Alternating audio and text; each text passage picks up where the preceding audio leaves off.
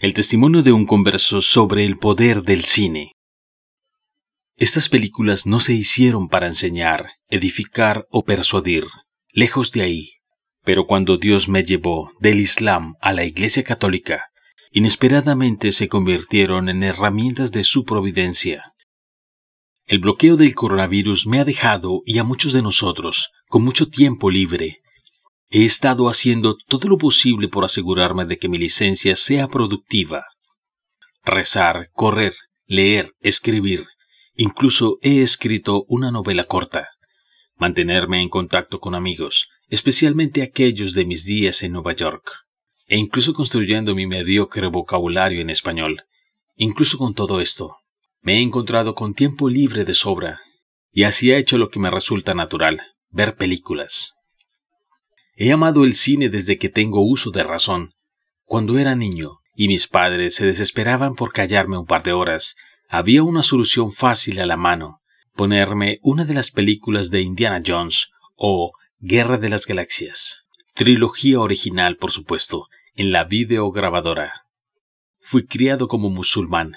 El cine ha jugado un papel en mi propia conversión al cristianismo, así como en mi recepción en la Iglesia Católica algunos años después. Y acercándose, los discípulos le dijeron: ¿Por qué le hablas al pueblo en parábolas? Cuando era musulmán, no me molestaba en ver películas consideradas descaradamente cristianas, pero si alguna vez escuchaba que una película era crítica o incluso una burla del cristianismo, todavía lo consideraba lícito. Aunque la mayoría de mis amigos eran cristianos nominales, había mantenido una estrategia social de evitar a los cristianos entusiastas, evitando así las molestias de que me predicaran. Pero la providencia es muy inteligente. A finales de 2004, había leído El Código da Vinci de Dan Brown. Ese libro me dio la fuerte impresión de que la Iglesia Católica había tenido grandes reparos con las especulaciones tratadas en La Última Tentación de Cristo de Martin Scorsese. Así que decidí seguir adelante y vigilarlo.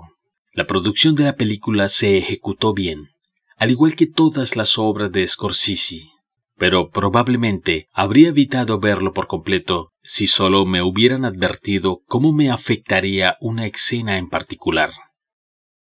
María Magdalena, interpretada por Barbara Hershey, quien hasta entonces había mostrado hostilidad hacia Jesús, de quien se sugirió fuertemente que había tenido una relación previa con Jesús, fue arrastrada de sus cabellos hasta el lugar donde iba a ser ejecutada. Se arrastró hasta la posición fetal mientras una multitud de hombres le lanzaban piedras. Jesús, interpretado por Willem Dafoe, se interpuso entre Magdalena y la turba hostil, e incluso fue apedreado por varias rocas al hacerlo. Él sostenía piedras en cada una de sus manos. ¿Quién de ustedes nunca ha pecado?, preguntó a la turba. Quien quiera que sea, venga aquí, gritó, levantando las piedras en sus manos, y tíralas.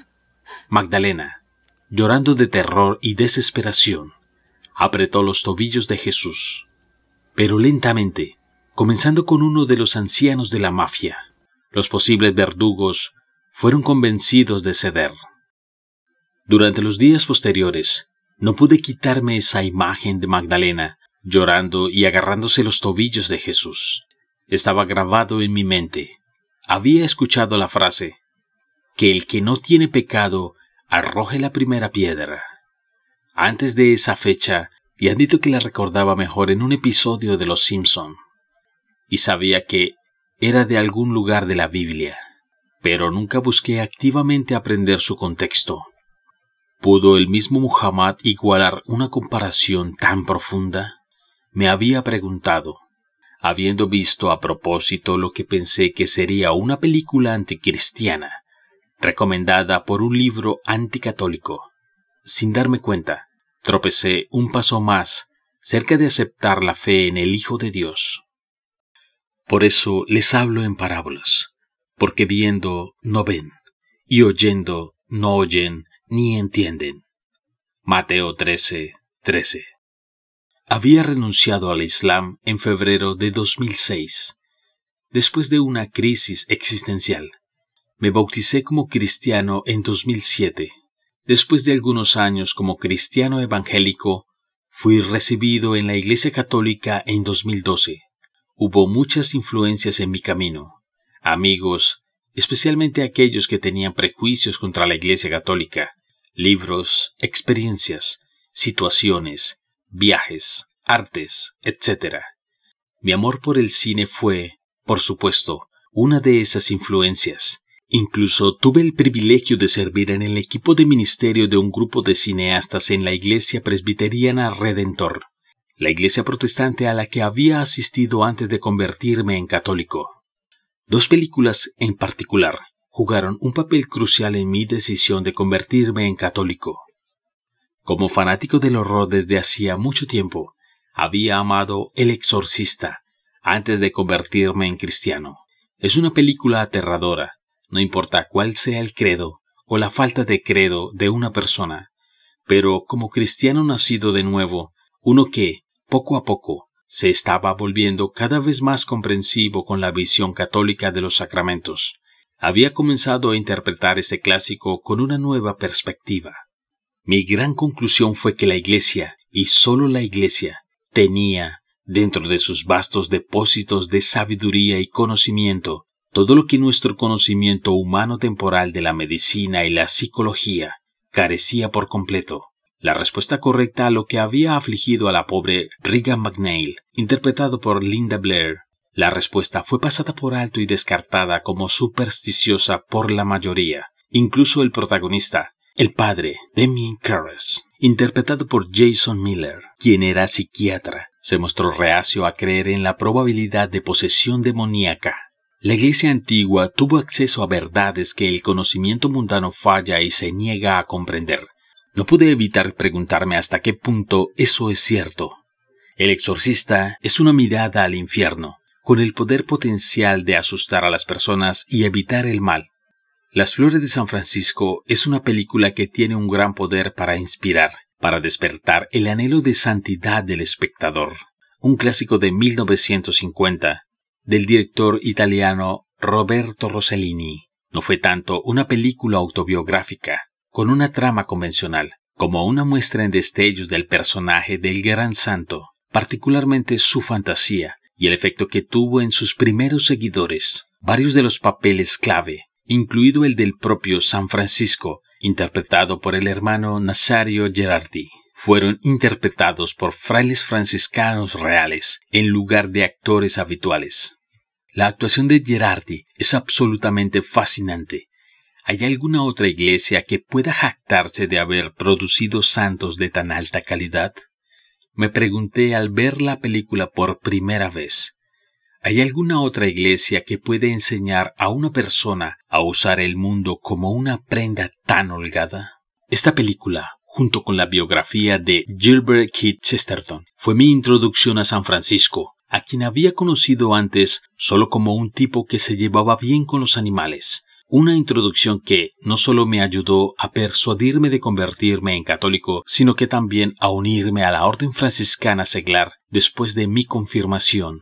Sabemos que en todo Dios obra para bien con los que le aman, que son llamados conforme a su propósito.